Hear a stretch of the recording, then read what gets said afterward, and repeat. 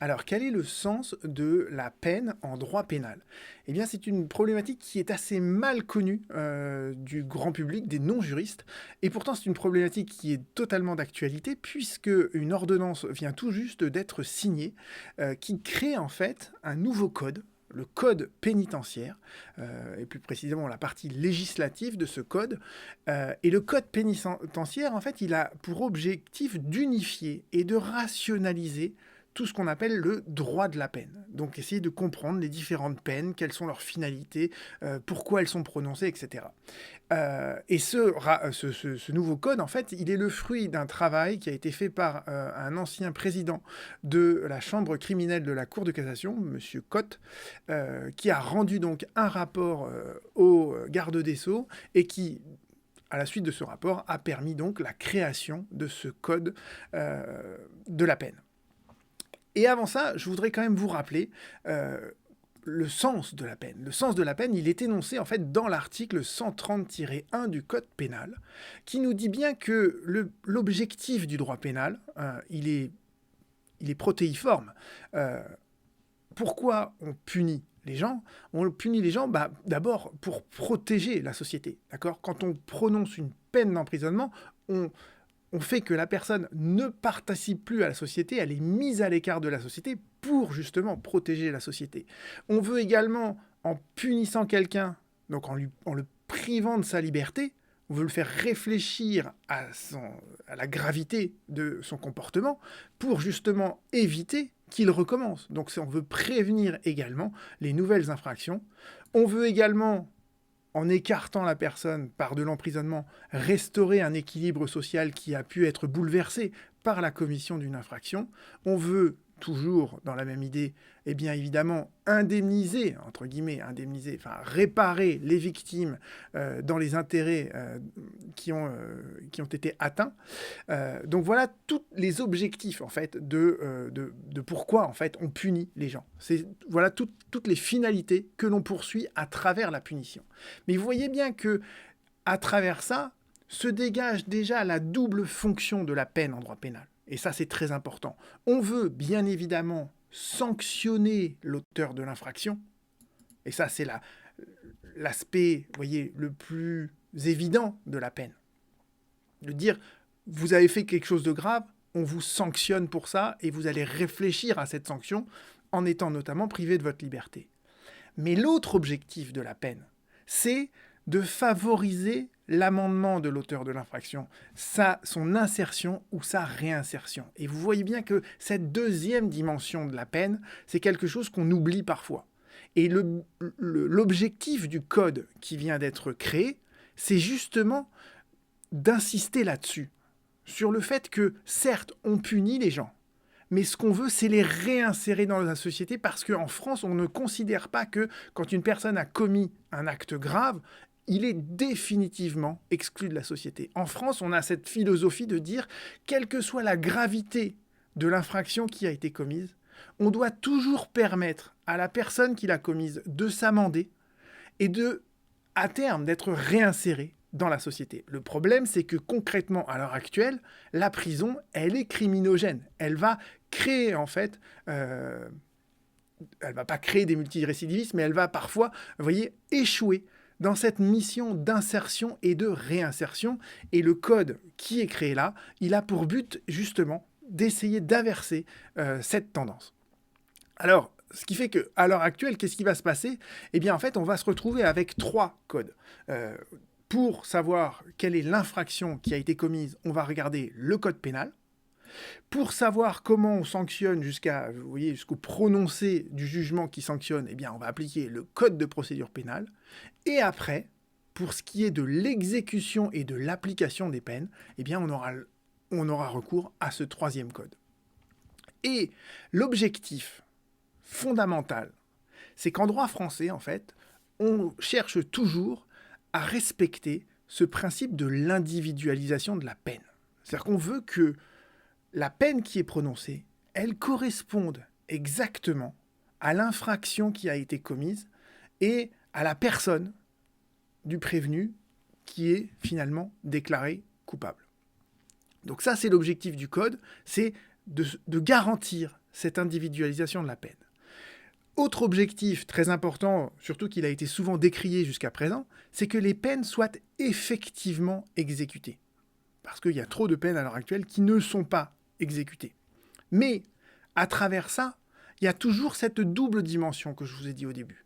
Il faut qu'elle soit exécutée parce qu'on punit quelqu'un, mais il faut aussi qu'elle soit exécutée pour permettre la réinsertion de l'individu dans la société à la fin de sa peine. Et donc on veut essayer d'adapter, et ça fait partie de l'individualisation de la peine, d'adapter l'exécution de la peine au comportement du condamné, mais aussi prévenir la prévention de la récidive et faciliter sa réinsertion dans l'entreprise. Pourquoi ? Parce que ce qu'il y a de pire à l'heure actuelle, c'est ce qu'on appelle les sorties sèches, c'est-à-dire que, en fait, la personne qui a été condamnée, elle sort de prison, elle n'est pas préparée, elle n'est pas accompagnée pour se réinsérer dans la vie, dans la société, ce qui fait que parfois, eh bien, elle recommence un comportement délinquant. Et dernier objectif de ce code, c'est de faire en sorte que le juge soit au centre de toutes les dimensions sur l'application et l'exécution des peines.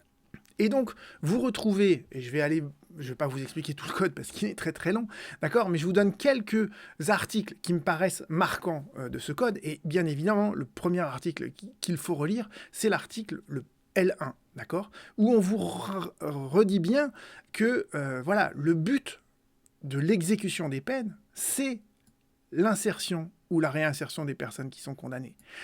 C'est éventuellement aussi d'amener le coupable à ce qu'on appelle la justice restaurative. La justice restaurative, c'est de faire en sorte que le coupable essaye de réparer auprès des victimes qu'il accepte le dommage qu'il leur a causé. D'accord ? Voilà. Donc ça, c'est les grands principes en fait de ce code qui est créé. On vous dit également, et ça c'est très important, que la personne qui est détenue, que ce soit en maison d'arrêt ou en maison de peine, a toujours le droit au respect de sa dignité. D'accord ? Et il y a même un article qui précise à quelles conditions, en fait, parce que le problème, c'est que les prisons françaises sont dans un état de délabrement et de surpopulation carcérale assez important. Donc en fait, il y a des conditions parfois de détention qui sont attentatoires à la dignité de la personne des détenus. Or, quelle que soit la gravité du comportement qui a été sanctionné, le détenu, il a le droit au respect de sa dignité. Et donc, il y a un contentieux qui s'était noué progressivement devant notamment les juridictions administratives pour faire constater les conditions insalubres dans lesquelles les détenus sont parfois contraints d'exécuter leur peine. Et donc dorénavant, vous voyez, il y a même des actions en justice qui sont prévues. Quand vous êtes en détention provisoire, eh bien, vous pouvez faire votre demande auprès du juge des libertés et de la détention. Quand vous êtes condamné, cette fois c'est un autre juge, c'est le juge d'application des peines. Et d'ailleurs, cette petite distinction me permet de vous rappeler quelque chose qui n'est pas connu du grand public et pourtant qui est très important. C'est que, entre guillemets, on ne mélange pas les torchons et les serviettes.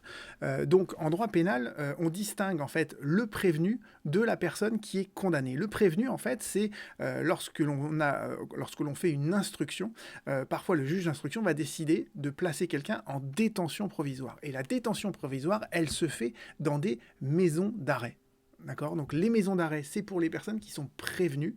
Et dans la presse, vous voyez tout le temps écrit la personne qui est présumée coupable. Non, on n'est pas présumé coupable, on est toujours présumé innocent jusqu'à la preuve du contraire.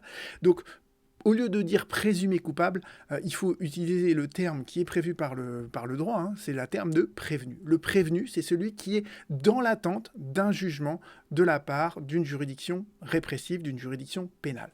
Donc, les prévenus, ils sont dans des maisons d'arrêt, et les personnes condamnées, ils sont dans ce qu'on appelle des établissements pour peine. Et on ne mélange pas ces deux catégories, même si dans la pratique, au regard des sureffectifs et de la surpopulation dans certains lieux, malheureusement, on est obligé de les mélanger. Mais vous voyez bien que cette distinction, elle est clairement rappelée ensuite dans les autres articles. Vous voyez, les personnes prévenues sont dans les maisons d'arrêt et les personnes condamnées sont dans les établissements pour peine. Et ce qu'il faut savoir, c'est que dès que la peine a été prononcée, eh bien en fait, donc la personne condamnée, la première chose qu'on va faire avec elle, c'est ce qu'on appelle un parcours d'exécution de la peine, d'accord? Et ce parcours d'exécution de la peine, eh bien en fait, il est mis en place dès que la condamnation est devenue définitive. Et ce parcours, il vise justement à essayer de parvenir à la réinsertion de la personne qui a été condamnée. Mais vous voyez bien que l'inconvénient de ça, c'est que le parcours d'exécution de la peine, eh bien on ne peut pas l'appliquer pour les prévenus, parce que les prévenus, ils sont dans l'attente de leur jugement et donc du prononcé de la peine. Et comme on ne peut pas mettre la charrue avant les bœufs, eh bien en fait tous les prévenus ne peuvent pas bénéficier de ce qu'on appelle ce parcours d'exécution de la peine. Voilà. Deux, trois idées marquantes donc, à propos donc, de ces articles du Code. Évidemment, on prévoit que que vous soyez prévenu ou condamné, vous avez toujours accès à votre avocat. Et depuis Covid, eh bien, en fait, même si c'est un peu chaotique, on a développé donc la comparution devant le juge grâce à des services de télécommunication audiovisuelle à distance. Donc ça, c'est généralisé dans le code que vous avez là. Et quelques mots enfin donc sur l'aide à la réinsertion. Vous voyez qu'il y a tout un livre entier du code qui est consacré à ça. Il y a deux grandes façons de se réinsérer. C'est par le travail d'un côté, et si vous n'êtes pas en mesure de travailler, par des formations qualifiantes que vous pouvez faire. Et vous voyez que le travail, en fait, ça permet déjà de mesurer les efforts de la personne qui a été condamnée, et donc éventuellement d'apprécier sa bonne conduite, ce qui peut conduire à des réductions de peine. D'accord ? Et le travail, donc, il a une place importante dans ce que je vous expliquais, le parcours d'exécution de la peine, parce que c'est justement grâce à ça qu'on espère que la personne condamnée va préparer sa réinsertion au sein de la société à l'issue, en fait, de sa condamnation. Voilà. Donc voilà, vous pourrez reprendre tout ça, je vous mentionnerai les liens vers le code en question sous cette vidéo, d'accord, c'est une lecture assez intéressante, mais ça vous donne quand même les grandes idées sur, voilà, pourquoi on prononce des peines en droit pénal. C'est pas simplement pour punir, c'est aussi au-delà de la punition, pour essayer de réinsérer les gens dans la société, parce qu'il n'est pas dans notre intérêt de maintenir systématiquement et définitivement des personnes en dehors de notre société. J'espère que vous avez appris quelque chose à travers cette vidéo. À bientôt.